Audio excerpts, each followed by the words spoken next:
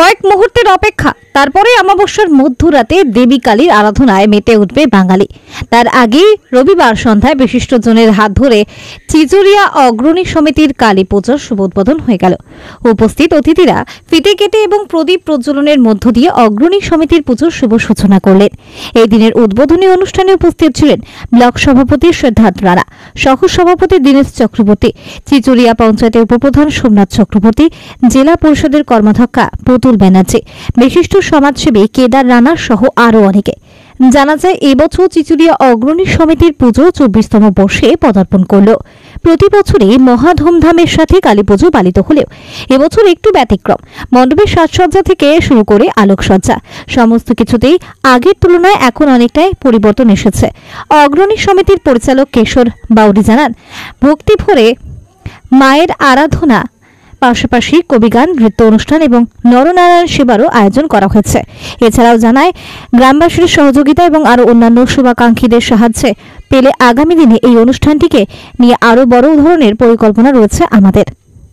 আমাদের কর্মসূচি বলতে যে আমাদের চিচুরিয়া অগ্রণী সমিতি, আমাদের ক্লাবের নাম সেই চিচুরিয়া অগ্রণী সমিতি আমাদের আজ 23তম থেকে পদার্পণ করলো 24তমতে।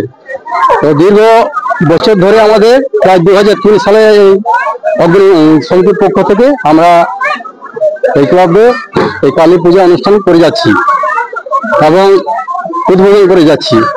সেখানে আপনারা দেখেছেন বা জনসাধারণ, আমাদের গ্রামের পাড়া প্রতিবেশী সবাই উপস্থিত ছিলেন। এই ধরনের আমরা কর্মসূচি করে থাকি। এই কর্মসূচি আমাদের চিচুরিয়া অগ্রণী সমিতির পক্ষ থেকে যে আমরা মেম্বার আছি প্রায় 40 জন, সেই 40 জনের দ্বারা একা সম্ভব নয়।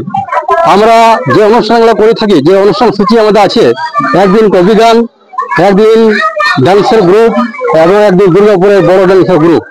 তাছাড়া আমাদের নরনারায়ণ সেবা হয় এবং এই ধরনের প্রোগ্রামগুলো আমরা যে করে আসছি, তা সার্বিকভাবে আমাদের গ্রামের যে মানুষের সহযোগিতা এবং সাহায্যার্থে আমরা এই অনুষ্ঠানগুলো করে থাকি। এবং তাছাড়াও আমাদের যে ভাতৃপ্রতিম গ্রামগুলি রয়েছে, সেই ভাতৃপ্রতিম গ্রামগুলি থেকে বিভিন্নভাবে সহযোগিতা এবং সাহায্যের হাত আমাদেরকে বাড়িয়েছে।